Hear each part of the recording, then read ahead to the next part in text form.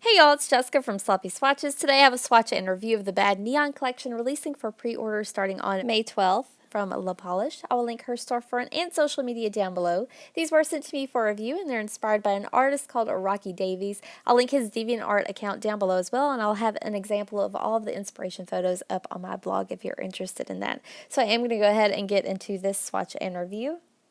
So first up is I Want to Know What Love Is, and it's described as a neon pink crelly with black glitters and micro flakes throughout. This does have some really tiny micro glitter as well, and those larger black matte glitters are matte. So I'll go ahead and show you a brush shot, and I'll show you how I Want to Know What Love Is swatched on my natural nail.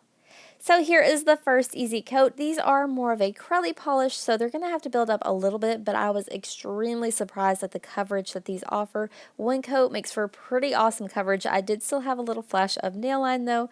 I'll let that dry and come back in and show you what the second coat looks like. I am doing a little bit of a thicker second coat here, but it does pull this one completely opaque. These are going to dry down fairly textured due to those larger glitters, and this one also dries down maybe a touch darker than it applies. It's still a very bright but dark neon pink. So here's a look at that completed mani before top coat. So you can see there the texture that kind of peeks out. Your favorite top coat will probably smooth that right out. Instead of doing an angle in direct sunlight, I wanted to show you how these react under UV lighting because they are just insanely bright. So here's a view from another angle with top coat underneath my black light. This is my swatch photo underneath my normal artificial lighting, and then once more underneath that same black light or UV light.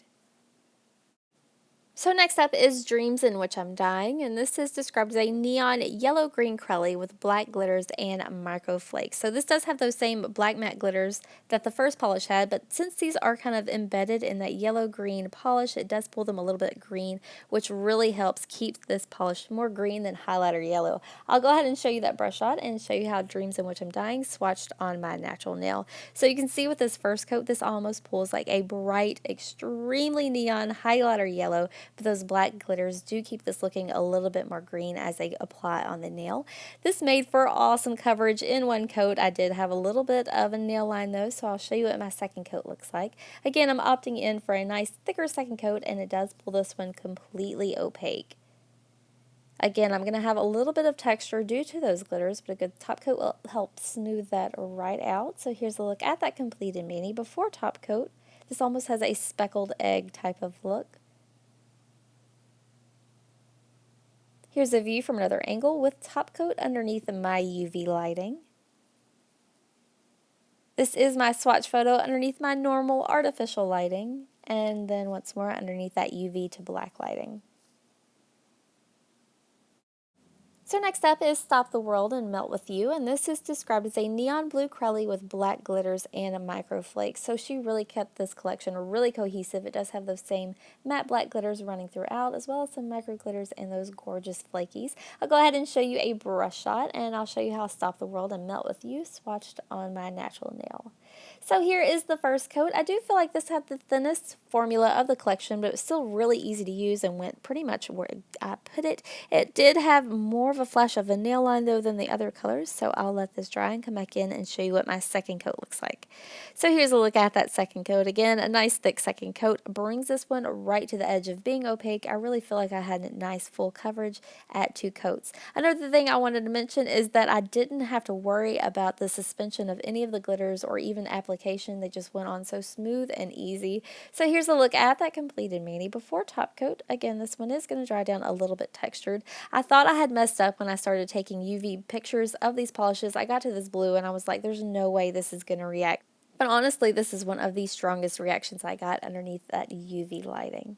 So this is my swatch photo underneath my normal artificial lighting, and then once more at the same angle underneath my black or UV lighting. So lastly today I have another one Bites the Dust, and this is described as a black crelly with neon glitters and sparkles. So this has some neon matte green and pink glitters, as well as some tinier blue matte glitters and some tinier green matte glitters. A really cool mix going on that kind of incorporates all the different polishes. Here's a look at that brush shot, and I'll show you how another one Bites the Dust swatched on my natural nail. So here is the first coat. I think I may have been mistaken when I said the blue was the thinnest. This may be the thinnest, but it really builds up really quickly. One coat made for a little bit of a streaky application. I'll let that dry and come back in and show you the second coat.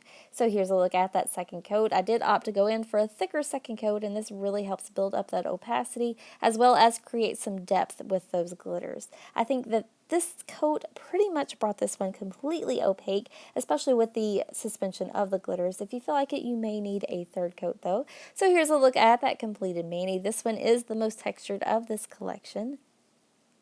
And here's a quick peek at how it reacted at an angle with top coat underneath my UV lighting.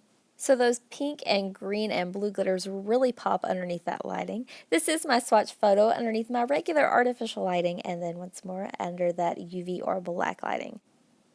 So that does wrap up today's swatch and review of the Bad Neons collection. Again, these are going to be available starting on May 12th, and they'll retail for $10 each. I'll link her storefront and social media down below. If you'd like to see more photos, I do have those available as always on my blog at sloppyswatches.com, or you can follow me on my Instagram at sloppyswatches. So thanks so much for watching, guys. See you next time.